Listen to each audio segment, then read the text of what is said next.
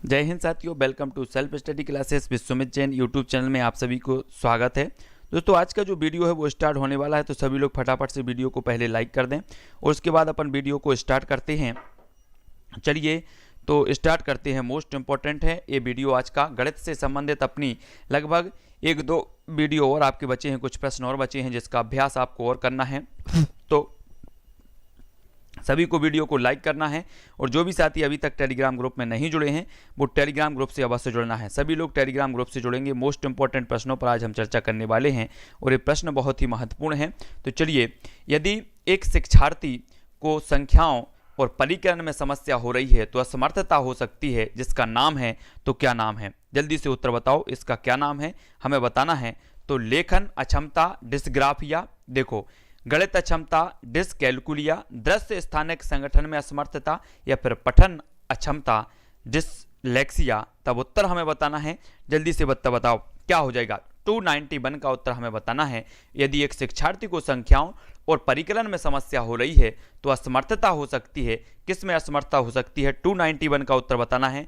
तब सभी लोगों ने जो उत्तर बताया है, अधिकांश लोगों ने वो बताया है गणितीय अक्षमता यानी डिसकैलकुलिया। इसका बिल्कुल सही हो जाएगा। ये हमेशा पूछा जाता है क्वेश्चन। डिसकैलकुलिया एक ऐसी अधिगम अशक्तता है जिसमें बच्चे गणित को समझने व गणना करने में कठिनाई का अनुभव करते हैं, है ना। आपसे एक क्वेश्चन पूछा जाता है कि डिसकैलकुलिया किससे संबंधित है, तब आपको पता होनी चाहिए गणित में अक्षमता से संबंधित है, ठीक है। और ये भी देखो, लेखन अक्षमता, डिसग्राफिया, दृश्य स्थानिक, है ना, पठन अक्षमता, डिसलेक्सिया। तो ये चीज आपको पढ़ना है, यहां से क्वेश्चन आपका हर बार आता है, ठीक है। बहुत बढ़िया आंसर। अपना अगला क्वेश्चन है, प्राथमिक स्तर पर शिक्षार्थियों के लिए व्यवहारिक उपकरणों का महत्व है क्योंकि यह बहुत मदद करते हैं। क्या मदद करते हैं? मानसिक और मौखिक परिकलन की गति बढ़ाने के लिए, परीक्षा में बेहतर प्रदर्शन करने के लिए, मूल गणितीय संकल्पनाओं को समझने के लिए, या फिर शब्दों में व्यक्त समस्याओं को हल करने के लिए। तब हमें उत्तर बताना है। 292 का सभी लोग उत्तर बताएंगे। तब आपका जो आंसर हो जाएगा दोस्तों वो क्या होगा? सी, यानी कि मूल गणितीय संकल्पनाओं को समझने के लिए, ठीक है। यानी सी नंबर इसका बिल्कुल सही होगा। प्राथमिक स्तर पर शिक्षार्थियों के लिए व्यवहारिक उपकरणों का महत्व है मूल गणितीय संकल्पनाओं को समझने के लिए। सी नंबर आपका बिल्कुल आंसर सही होगा। तब अगला क्वेश्चन देखेंगे हम। कक्षा चौथी में सममिति और परावर्तन की ज्यामितीय संकल्पनाओं की वृद्धि के लिए निम्न में से कौन से व्यवहार कौशल उपकरणों की आवश्यकता है? तो कौन से व्यवहार कौशल उपकरणों की आवश्यकता होती है? मोतियों की माला, बिंदु सीट, गिनतारा, या फिर द्विमुखी पटल। यहां पर पूछा क्या है? सममिति और परावर्तन की ज्यामितीय संकल्पनाओं की वृद्धि के लिए हमें बताना है।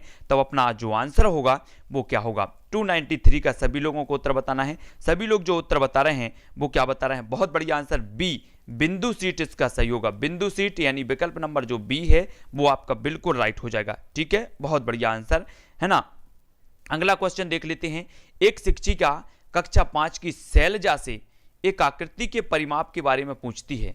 परिमाप के बारे में पूछ रही, बस शैलजा से उसके हल को अपने शब्दों में बताने को कहती है। शैलजा समस्या सही हल करने में सक्षम थी परंतु उसकी व्याख्या करने में सक्षम नहीं थी। यह शैलजा की निम्न विशेषता प्रदर्शित करती है। तो क्या विशेषता प्रदर्शित करती है आपको बताना है? कम आत्मविश्वास स्तर तथा कम गणितीय कौशल, परिमाप के संप्रत्यय की कम समझ परंतु अच्छी मौखिक योग्यता, निम्न स्तरीय भाषा प्रवीणता और निम्न स्तरीय गणितीय प्रवीणता, निम्न स्तरीय भाषा प्रवीणता और उच्च स्तरीय गणितीय प्रवीणता। तब अपना 4 में से एक उत्तर बताना है। पुष्पेंद्र जी, बियोरा जी, सभी लोग बताएंगे। अंजना जी, उत्तर क्या हो जाएगा? 4 में से एक उत्तर बताना है और एक उत्तर जो हो जाएगा वो क्या होगा? तब सभी लोगों ने उत्तर बताया है डी, यानी कि निम्न स्तरीय भाषा प्रवीणता और उच्च स्तरीय गणितीय प्रवीणता। डी नंबर इसका बिल्कुल आंसर बताए आना सही है। प्रीति जी, पुष्पेंद्र जी, साधना जी, सभी के आंसर बिल्कुल सही आ रहे हैं। यदि एक विद्यार्थी किसी समस्याओं को हल करने में सक्षम है तथा उसकी व्याख्या करने में सक्षम नहीं है तो यह निम्न स्तरीय भाषा प्रवीणता और उच्च स्तरीय गणितीय प्रवीणता प्रदर्शित करती है। सभी को याद रख लेना है। तब अपना अगला प्रश्न क्या है? 295 का। प्राथमिक स्तर पर 10 ग्राम बिंदु के खेल प्रतिरूप इत्यादि का प्रयोग विद्यार्थियों को सहायता करते हैं। तो क्या सहायता करते हैं? देखो यहां पर आपके 4 विकल्प हैं, 4 में से एक का चयन करना है। मूलभूत संक्रियाओं को समझने में, स्थानिक समझ की योग्यता में वृद्धि के लिए, संख्याओं की तुलना का बोध विकसित करने के लिए, या फिर परिकलन कौशलों के संवर्धन में। तो हमारा उत्तर क्या होगा? 4 में से उत्तर बताना है। दिलीप जी, शिवाजी, सभी का उत्तर आने चाहिए। 4 में से जब आपका उत्तर होगा वो क्या होगा? सभी ने उत्तर बताया है कि स्थानिक समझ की योग्यता में वृद्धि के लिए, यानी कि जो बी नंबर है वो आपका बिल्कुल सही होगा। दोस्तों यहां पर हम देखेंगे कि प्राथमिक स्तर पर 10 ग्राम बिंदु का खेल, प्रतिरूप इत्यादि का प्रयोग स्थानिक समझ की योग्यता में वृद्धि के लिए विद्यार्थियों की सहायता करते हैं, तो ये बिल्कुल बी नंबर सही हो जाएगा। ठीक है, अगला क्वेश्चन है जियो बोर्ड किसके शिक्षण का एक प्रभावी साधन है? आपको बताना है जियो बोर्ड ज्यामितीय आकृतियां और उनकी विशेषताएं, द्विबिम और त्रिबिम आकृतियों में अंतर करना, सममिति की अवधारणाएं, आधारभूत ज्यामितीय अवधारणाओं जैसे किरणें, रेखाएं और कोण। तो 296 का आपको उत्तर बताना है। सभी लोग बताएंगे जियो बोर्ड किसके शिक्षण का एक प्रभावी साधन है, तो जियो बोर्ड के बारे में सभी का आंसर आना चाहिए। और जियो बोर्ड का जो बताया है 296 का, तब सभी लोगों ने बताया है कि जियो बोर्ड जो है वो ज्यामितीय आकृतियां और उनकी विशेषताओं का एक प्रभावी साधन है, तो ए नंबर जो है बोर्ड का बिल्कुल सही हो जाएगा। ए नंबर जिन्होंने भी बताया है वो बिल्कुल सही है, बहुत बढ़िया है ना। अगला क्वेश्चन देख लेते हैं। अगला क्वेश्चन है कक्षा चौथी के किसी छात्र को निम्न शब्द समस्या दी गई। मुंबई में 336 बस स्टॉप हैं, दिल्ली में मुंबई से 127 बस स्टॉप अधिक हैं, दिल्ली में कुल कितने बस स्टॉप हैं? छात्र ने उपरोक्त समस्या का उत्तर इस प्रकार लिखें, है ना। देखो 336, 27 इस प्रकार से छात्र ने लिखा, तो दिल्ली में कुल 336 प्लस 127 बराबर 467 बस स्टॉप हैं। शिक्षक इस छात्र के प्रदर्शन के विषय में क्या रिपोर्ट देगा? आपको बताना है। छात्र सही उत्तर ज्ञात कर सकता है परंतु उसकी अभिव्यक्ति निकृष्ट है। छात्र समस्या को समझने और उसका विश्लेषण करने में अच्छा है तथा उसकी समस्या हल करने की योग्यता प्रशंसनीय है, या फिर छात्र ने सही क्रियाविधि नहीं अपनाई, उसे अधिक अभ्यास की आवश्यकता है, या छात्र सभी आवश्यक चरणों को लिखने की योग्यता नहीं रखता। तब आपका उत्तर क्या होगा? 4 विकल्पों में से एक का उत्तर सभी लोगों को बताना है। और अधिकांश लोग जो उत्तर बता रहे हैं वो क्या बता रहे हैं? अमृतलाल जी, है ना, राम जी, बहुत बढ़िया। जो उत्तर बताया है वो बी लोगों ने सही बताया है ना। तब आपका उत्तर होगा क्या हो जाएगा? अपन अधिकांश लोग जो उत्तर बता रहे हैं वो क्या बता रहे हैं? सभी लोगों ने प्रश्न क्रमांक 298 का उत्तर जो हमें बताना है, तो 298 का उत्तर क्या हो जाएगा? तब सभी लोगों ने जो उत्तर बताया है वो क्या बताया है? सभी लोग बता रहे थे बी, है ना। कोई सामूहिक परियोजना प्राथमिक कक्षाओं के, यहां पर कौन सा प्रश्न पढ़ रहे थे अपन? बी नंबर इसका सही होगा। ठीक है, बी नंबर, इस प्रकार के बी इसका सही होगा। तो अपन नेक्स्ट प्रश्न देखेंगे। नेक्स्ट जो अपना प्रश्न है वो इसको ले लेते हैं 99 को। ठीक है, हाँ। कक्षा दूसरी के शिक्षार्थियों को सरल आकृतियों, उसके लंबे और किनारों से परिचित कराने का संबंध उत्तम उपकरण है तो क्या है? कक्षा दूसरी के शिक्षार्थियों को सरल आकृतियों, उसके लंबे और किनारों से परिचय कराने का सबसे उत्तम उपकरण कौन सा है? श्यामपट्ट का तल, जियो बोर्ड, 3D स्लाइड के नोट्स, या फिर क्यूब से। तब आपको बताना है कि कक्षा दूसरे की जो शिक्षार्थी को सरल आकृतियों, उसके लंबे और किनारों से परिचित कराने का सबसे उत्तम उपकरण जो माना जाएगा वो क्या माना जाएगा? तब सभी लोगों ने जो आंसर बताया है 299 का वो बताया है बी, यानी कि जियो बोर्ड इसका सही होगा। जियो बोर्ड जो है एक कक्षा दूसरे के शिक्षार्थियों को सरल आकृतियों, उसके लंबे और किनारों से परिचय कराने के सबसे उत्तम माध्यम है, उपकरण है। तब आपका अगला प्रश्न है दोस्तों, कक्षा में शिक्षिका विद्यार्थियों को विभिन्न प्रकार से चतुर्भुज को परिभाषित करने के लिए कहती है, जैसे भुजाओं का प्रयोग, कोणों का प्रयोग, विकर्णों का प्रयोग आदि। शिक्षिका का उद्देश्य क्या है? तो 4 विकल्प हैं, 4 में से एक का चयन करना है। सभी लोग चयन करेंगे शिक्षिका का उद्देश्य क्या है। तब आपका जो आंसर होगा साथियों वो क्या हो जाएगा? मोस्ट इंपॉर्टेंट है, जल्दी से उत्तर बताना है, फटाक से बताओ। तो सभी लोग जो उत्तर बता रहे हैं 2, जल्दी से उत्तर बताना है। तो अधिकांश लोगों ने जो उत्तर बताया है वो क्या बताया है? वो बताया है ए, यानी कि ए आपका बिल्कुल सही होगा कि जब शिक्षिका चतुर्भुज को परिभाषित करके उसके बारे में बताती है, चतुर्भुज को परिभाषित करके उसके बारे में बताती है, जैसे भुजाओं का प्रयोग, कोणों का प्रयोग इत्यादि, तो इन सभी से शिक्षिका का उद्देश्य होता है कि शिक्षिका विभिन्न परिप्रेक्ष्यों में से चतुर्भुज को समझने में शिक्षार्थी की सहायता कर रही है ना। तो ये जो है ए नंबर वो सही होगा। तब अगला प्रश्न आपका है कि कक्षा 3 के विद्यार्थियों को लंबाई की विभिन्न इकाइयां पढ़ाने के लिए शिक्षक निम्नलिखित सामग्री कक्षा में ले जाएगा तो क्या ले जाएगा? आप बताओ, आपको एक शिक्षिका है वो क्या पढ़ानी चाहती है?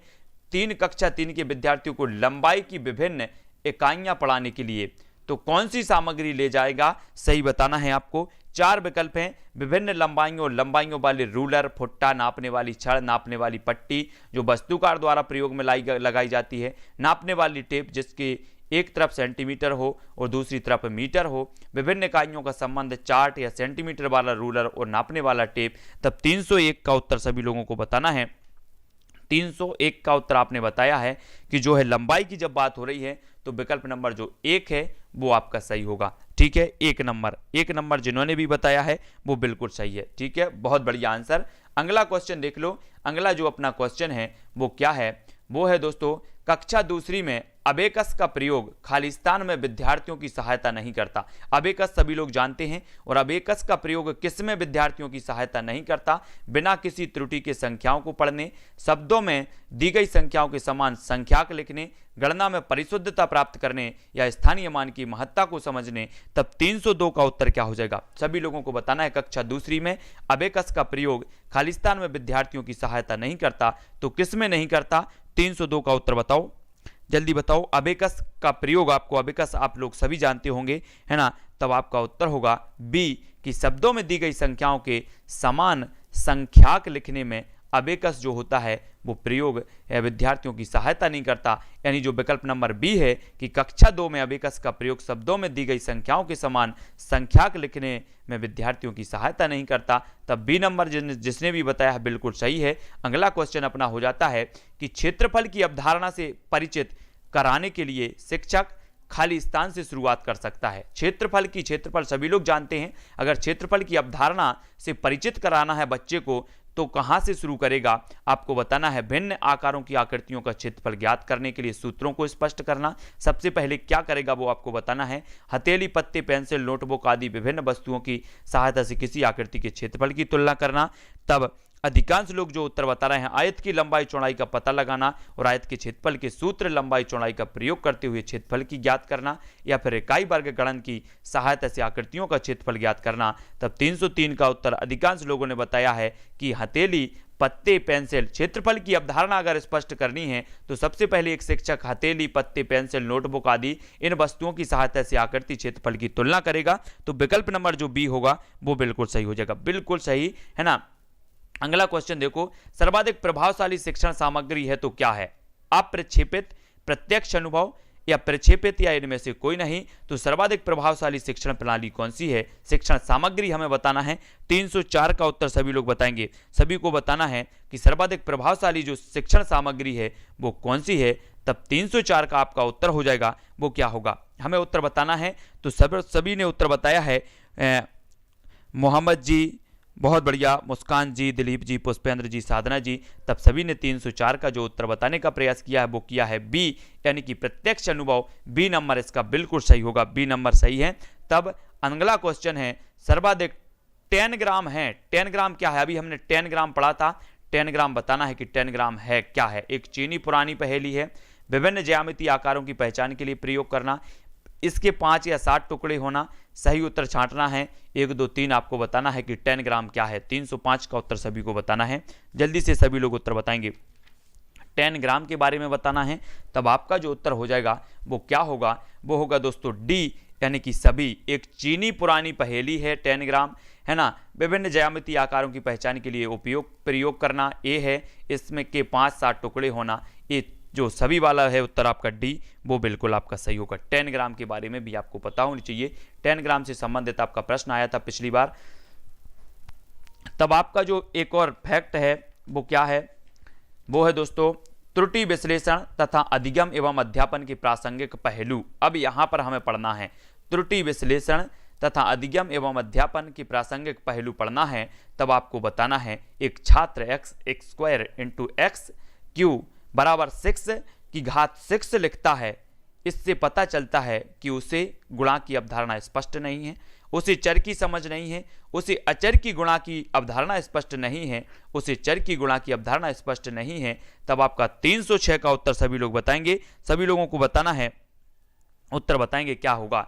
एक छात्र का जो है इस प्रकार से हल करता है और ये लिखता है तो इससे क्या पता चलता है, इससे पता चलता है कि उसे चर की गुणा की अवधारणा स्पष्ट नहीं है, यानी जो विकल्प नंबर डी है वो इसका सही हो जाएगा। एक छात्र x की घात 2 x की घात 3 बराबर x की घात 6 लिखता है, जबकि x की घात 2 प्लस 3 बराबर x की घात 5 होगा, अर्थात छात्र को चरों के गुणन का ज्ञात नहीं है। तो इसका विकल्प नंबर जो डी है वो इसका बिल्कुल सही होगा। एक विद्यार्थी a प्लस बी की घात 2 बराबर a की घात 2 प्लस b की घात 2 है ना -2ab बताता है। इसका मतलब है कि उसे सूत्र की समझ नहीं है, गणितीय अवधारणा की समझ नहीं है, जोड़ने एवं घटाना की समझ नहीं है, या फिर बहुपद की घात की समझ नहीं है।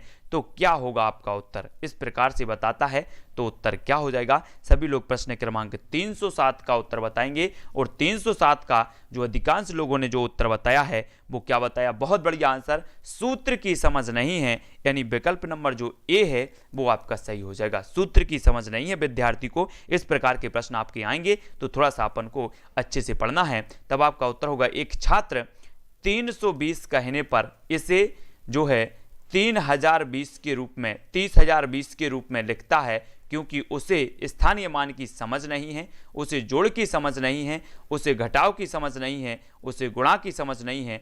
तब सभी को लिखना है 320 कहने पर 30,020 लिख देता है। तो आपका क्या हो जाएगा, 308 का उत्तर सभी लोग बताएंगे। 308 का जो आप लोग उत्तर बता रहे हैं वो क्या होगा। तब सभी लोगों ने बिल्कुल आंसर सही बताया है कि उसे स्थानीय मान की समझ नहीं है, यानी विकल्प नंबर जो ए है वो आपका बिल्कुल राइट होगा, ए नंबर का, है ना। स्थानीय मान की समझ नहीं है, ए सही है। स्थानीय मान के ज्ञान के अभाव के कारण ही छात्र 320 को 3020 लिखेगा। तो आपको याद रखना है। अगला क्वेश्चन देखो, सलमान जो है 3 - 4 बराबर +7 को हल करता है, इस त्रुटि का कारण क्या है, सभी लोग बताएंगे। सलमान को समान प्रकार की समस्याओं को हल करने के अभ्यास की आवश्यकता है, सलमान को पूर्णांकों के गुणनफल की संकल्पना में नहीं आई, है ना, या सलमान लापरवाह है, या सलमान को पूर्णांक के योगफल की संकल्पना स्पष्ट नहीं है। तब प्रश्न क्रमांक 309 का उत्तर है वो हमें बताना है। तो सभी लोग बताएंगे उत्तर क्या हो जाएगा। तो अधिकांश लोगों ने जो उत्तर बताया है वो क्या बताया है, अधिकांश लोग ए बता रहे हैं, लेकिन इसका जो सही उत्तर होगा ज्योति पाटले जी वो होगा डी, यानी कि सलमान जो है -3 - 4 बराबर -7 को हल करता है। इस त्रुटि का कारण है कि उसे पूर्णांकों के योगफल की संकल्पना स्पष्ट नहीं है। योग जो है ये इसका दिया है, तो याद रख लेना है सभी को। तो डी नंबर इसका सही हो जाएगा, ठीक है, डी नंबर।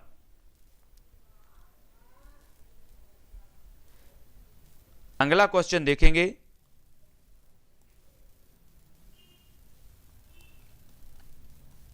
अगला जो अपना प्रश्न है वो क्या है, कोई छात्र लिखता है, क्या लिखता है, 310 का उत्तर हमें बताना है क्या, 10 सेंटीमीटर बटे 12 सेंटीमीटर बराबर 5/6 सेंटीमीटर, 15 सेंटीमीटर बटे 15 सेंटीमीटर बराबर 1000 मीटर है। छात्र भिन्नों को लघुत्तम पद में सही ढंग से बदल सकता है और सही मात्रक लिख सकता है, मात्रकों का ज्ञान रखता है, वह मात्रकों के रूपांतरण और भिन्नों की संकल्पना से परिचित है, परंतु यह भूल जाता है कि अनुपात का कोई मात्रक नहीं होता, अनुपात के साथ मात्रक लिखने की सदैव लेखन संबंधी त्रुटि करता है, या फिर मात्रकों और उनके रूपांतरण का अच्छा ज्ञान रखता है। तब 310 का उत्तर हमें बताना है, उत्तर क्या हो जाएगा। 310 का सभी लोग उत्तर बताएंगे।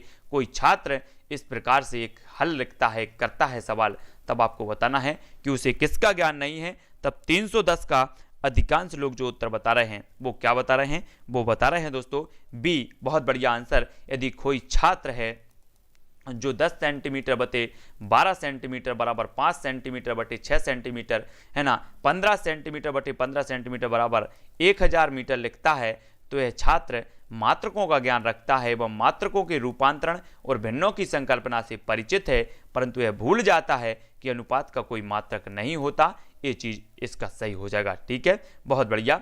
कक्षा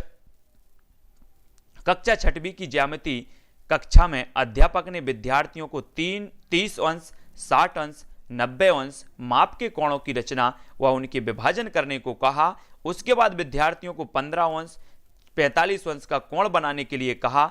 इस समय एहकार अध्यापक का जो प्रयोजन दर्शा रहा है वह क्या है, बताना है। एक अध्यापक है जो अपने विद्यार्थियों से कह रहा है कि आप 15 अंश 45 अंश इतने आदि के जो है कोण बनाएं, और इसका जो उद्देश्य है वो शिक्षक का क्या है आपको बताना है। शिक्षार्थी की उपलब्धियों का संक्रियात्मक परीक्षा में आकलन करना, अनुभव संबंधी अधिगम का मौका देना, दिए गए कार्य को पूरा करने के लिए शिक्षार्थियों की समझ तथा सीखे गए 2 कौशलों को समन्वित करने का आकलन, प्रत्येक विद्यार्थी को किसी न किसी कार्य में व्यस्त रख करना। तब सभी लोग जो उत्तर बता रहे हैं, उत्तर क्या बता रहे हैं, अधिकांश लोगों ने बताया सी, बहुत बढ़िया। दिए गए कार्य को पूरा करने के लिए विद्यार्थियों की समझ तथा सीखे गए 2 कौशलों को समन्वित करने का आकलन, सी नंबर आपका बिल्कुल सही हो जाएगा। ठीक है, बहुत बढ़िया आंसर, सी नंबर बिल्कुल सही है। अगला क्वेश्चन देख लेते हैं। भिन्नों का योग पढ़ाते समय शिक्षक को नीचे दी हुई एक त्रुटि ज्ञात हुई है, 1/2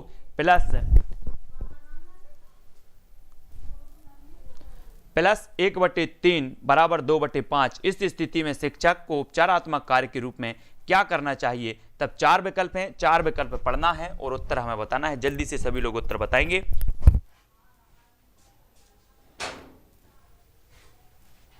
आपका जो उत्तर है वो क्या हो जाएगा, हमें फटाक से बताना है और ये 4 विकल्पों में से एक का चयन करना है। सभी लोग उत्तर बताएंगे, मोस्ट इंपॉर्टेंट है, फटाफट बताओ। 312 का जो आपका उत्तर होगा दोस्तों वो क्या होगा। सभी लोगों ने जो उत्तर बताया है 312 का वो बताया है ए, यानी कि लघुत्तम समावर्त की अवधारणा को समझने में बच्चों की सहायता करें। तो विकल्प नंबर जो ए है वो आपका बिल्कुल सही हो जाएगा, ए नंबर का सही है।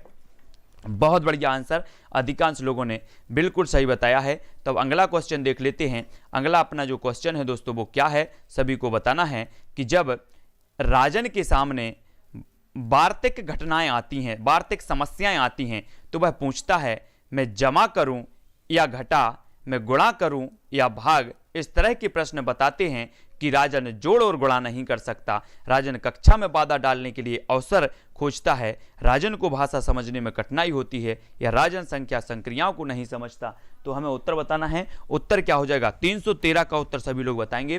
313 सभी को बताना है कि राजन क्या नहीं समझता।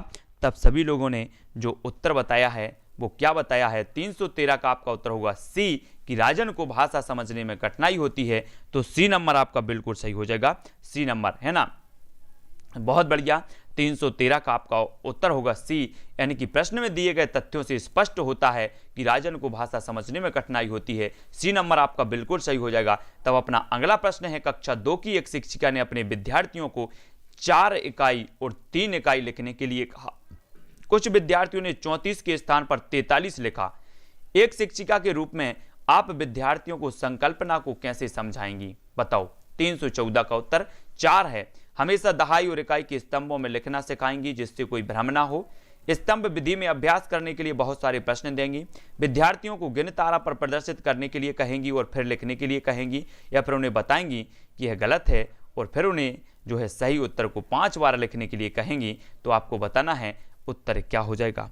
सभी लोग उत्तर बताएंगे, है ना। यहां पर क्या पूछा गया था कि 3, यहां पर आपका पूछा गया है कि कक्षा दूसरी की जो है एक शिक्षिका ने अपने जो है विद्यार्थियों को 4 इकाई और 3 दहाई लिखने के लिए कहा। कुछ विद्यार्थियों ने 34 के स्थान पर 43 लिखा। एक शिक्षिका के रूप में जो है आप विद्यार्थियों को संकल्पना को कैसे समझाएंगी। तब उत्तर होगा सी, सी यानी कि विद्यार्थियों को गिन तारा पर प्रदर्शित करने के लिए कहेंगी और फिर लिखने के लिए कहेंगी। तो विकल्प नंबर जो सी है वो इसका सही हो जाएगा। सी नंबर जिन्होंने भी बताया है वो बिल्कुल सही है, सी नंबर। अगला क्वेश्चन देखो, विद्यार्थी की इस त्रुटि को समझाने के लिए सर्वप्रथम विद्यार्थियों को गिन तारा पर प्रदर्शित करने के लिए कहेंगी और फिर लिखने के लिए कहेंगी। अगला क्वेश्चन है, कक्षा 1 और 2 के गणित शिक्षण और अधिगम के लिए निम्न में से कौन सा सही है। कक्षा 1 और 2 का हमें बताना है, सभी लोग बताएंगे। प्रश्न क्रमांक 315 का उत्तर क्या हो जाएगा। 315 का सभी लोग उत्तर बताएंगे, उत्तर क्या होगा फटाफट से लिखना है।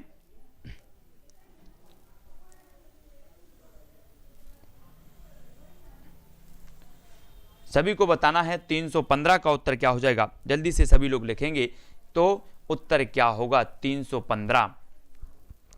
अधिकांश लोगों ने जो उत्तर बताया है वो बताया सी, कुछ लोग बी बता रहे हैं। आपका उत्तर हो जाएगा सी, सी यानी कि गणित का अन्य विषयों जैसे कि भाषा, कला इत्यादि से समाकलन किया जाना चाहिए, है ना। एक कक्षा 1 और 2 के गणित शिक्षण और अधिगम के लिए निम्न में से कौन सा सही है? तो गणित का अन्य विषयों जैसे भाषा, कला इत्यादि से समाकलन किया जाना चाहिए, यानी कि जो विकल्प नंबर 315 का है वो आपका सी नंबर बिल्कुल सही हो जाएगा। सी नंबर कक्षा 1 और 2 में गणित शिक्षण और अधिगम के लिए गणित का अन्य विषयों जैसे कि भाषा, कला इत्यादि में समाकलन किया जाना, अर्थात अन्य विषयों में गणित का प्रयोग हो, इस प्रकार से, है ना। कक्षा चौथी के विद्यार्थियों को समझाने के लिए 1/10 1/100 से बड़ा है, निम्नलिखित में से कौन सी शिक्षण अधिगम सामग्री TLM सर्वाधिक उपयुक्त है? तो कौन सी है? 316 का उत्तर हमें बताना है। सभी लोग उत्तर बताएंगे। उत्तर क्या हो जाएगा? फटाफट से बताना है। 316 का उत्तर क्या होगा? 316 का जो अधिकांश लोगों ने उत्तर बताया है वो क्या बताया है? जल्दी से लिखो, सभी लोग बताएंगे। तब सभी लोगों ने जो उत्तर बताया है, अधिकांश लोग जो उत्तर बता रहे हैं वो क्या बता रहे हैं? बी, यानी कि संख्या चार्ट इसका सही होगा। बी नंबर इसका सही हो जाएगा, ठीक है, संख्या चार्ट। बहुत बढ़िया, 316 का हो जाएगा बी, है ना। अगला क्वेश्चन देख लेते हैं। यहाँ पर क्वेश्चन है कि कक्षा चौथी के विद्यार्थियों को समझाने के लिए 1/10 1/100 से बड़ा है, निम्नलिखित में से कौन सी शिक्षण अधिगम सामग्री सर्वाधिक उपयुक्त है? तो संख्या चार्ट यानी जो विकल्प नंबर बी है वो आपका बिल्कुल सही होगा, है ना। अगला क्वेश्चन देखेंगे। अगला जो अपना क्वेश्चन है वो क्या है?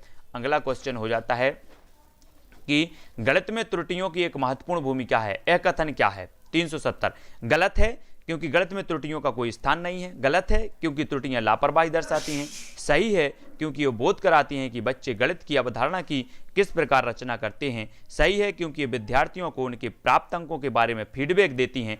तब 317 का उत्तर हमें बताना है कि गणित में त्रुटियों की एक महत्वपूर्ण भूमिका होती है, कथन है कैसा है? 317 का उत्तर सभी लोग बताएंगे। 317 यानी कि आपका जो उत्तर हो जाएगा वो क्या हो जाएगा? जल्दी से उत्तर बताना है, सभी लोग उत्तर बताएंगे। 317 का आपका हो जाएगा दोस्तों सी यानी कि सही है क्योंकि ये बोध कराती हैं कि बच्चे गणित की अवधारणा की किस प्रकार रचना करते हैं। तो सी नंबर जिनने भी बताया है उनका बिल्कुल आंसर राइट है, सी नंबर आपका सही हो जाएगा। बहुत बढ़िया आंसर, बिल्कुल सही आपने बताया है। तब अगला प्रश्न है उसके बारे में देख लेते हैं। अगला प्रश्न क्या है? अगला है किसी अभ्यास में प्रश्न जो है, किसी अभ्यास में प्रश्न था PQ तथा RS रेखाखंडों की लंबाई मापिए। इन रेखाखंडों को हमें लंबाई मापना है।